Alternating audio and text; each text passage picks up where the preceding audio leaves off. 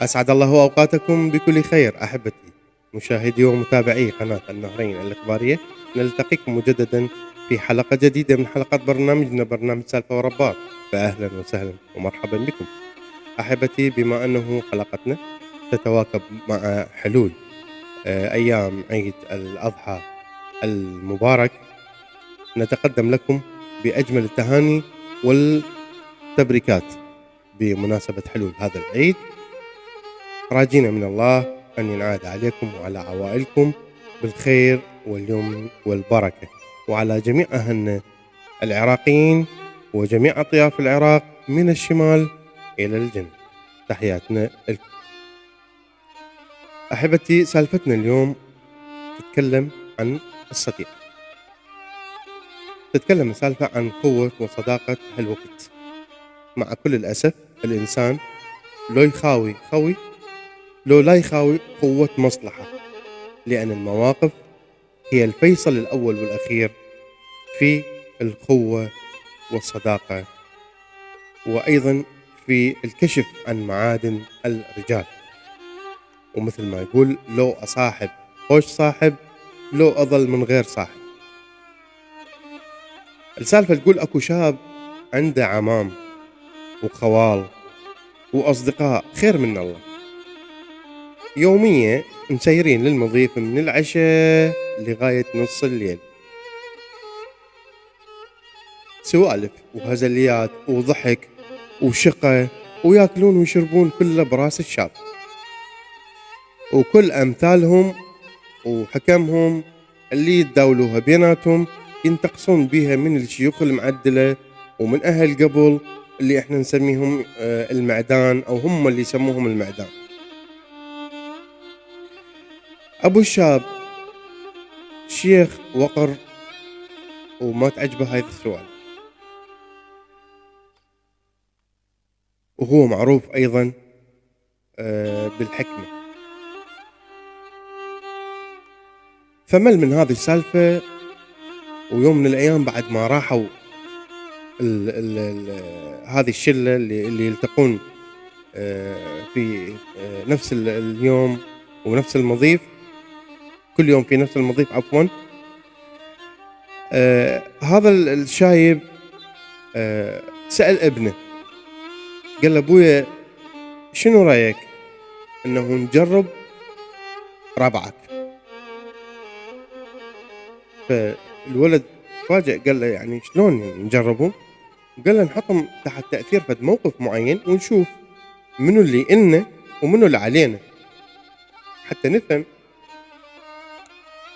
الولد اقتنع، الولد الشاب اقتنع كلام أبوه، وبالفعل ثاني يوم بدأوا يهلون مثل كل يوم مثل ناقوط الحب، إلى أن وصل آخر واحد. بهالأثناء بعد ما أكلوا وشربوا وشبعوا سوالف وضحك، فانتبهوا على الولد اللي هو صديقهم أنه ساكت. زين هذا مو عوايده، كل مرة يضحك ويسولف ويشاقى وياهم، لكن اليوم ساكت وضايج.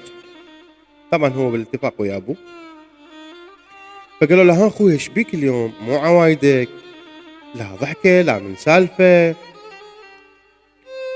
قالهم والله ايش عندي من الخبر، اليوم الصبح تعاركت أنا وأخوي هناك يم خوالي بالعرب، وقتلنا لنا زلمة منهم،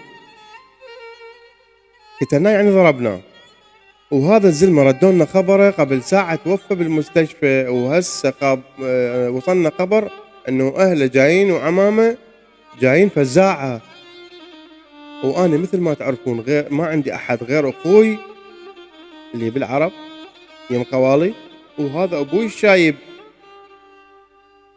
لهنا سكت الشاب، الجماعة كلهم سكتوا، اخذوا لهم صفنا شوية وقاموا كل واحد يطلع له عذر ويملص روحه ويطلع، يملص روحه يعني يتسلل ويروح، إلى أن ظل الشاب صديقهم بس وحده هو والشايب أبوه. فقال له ها أبويا شفت الشايب؟ يحكي ابنه، قال له ها ابويا شفت ربعك؟ كم مرة قلت لك ذولا بس مال ثريد وسوالف وضحك، اما موقف جدي ما عندهم. هذه التجربة زيادة بالتأكيد الشايب حتى يثبت لابنه أنه هو على حق وابنه على خطأ، حتى يعرف أنه شلون يختار جماعته. عنده صديق قديم الشايب اللي هو أبوه، عنده صديق قديم قبل 10 سنوات كان قاعد يمهم بالمنطقة وشال إلى منطقة ثانية، فوداله طارش، والطارش يعني مرسال أنه أبو فلان يريدك. فبالفعل على طاري الطارش اجى هذا الشخص الصديق القديم، اجى على الفرس والتفقه بظهره معلقه وبنته راكبه ورا. اول ما وصل طفر من ظهر الفرس وشبك صاحبه وقال له ابشر ابو فلان اللي هو الشيخ الشايب صديقه، قال له ابشر ابو فلان، اذا شغلة مكاون اني وتفقتي وفرسي فدوة الك، واذا شغلة فصل هاي بنتي وهاي فلوسي كلها جبتها، كلها نجور رجلك وهم فدوة الك. فهنا الشايب تشكره هواية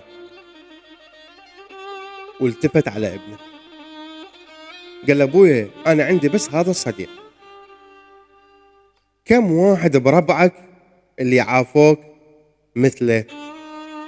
الشاب يعني اتعظ من الدرس وظل منزل راسه من المستحى، لان ماكو ولا واحد بربعه مثل هذا الزلمه النشمي اللي اجى عالطارش حتى يقوم بواجبه تجاه صديقه وخويه.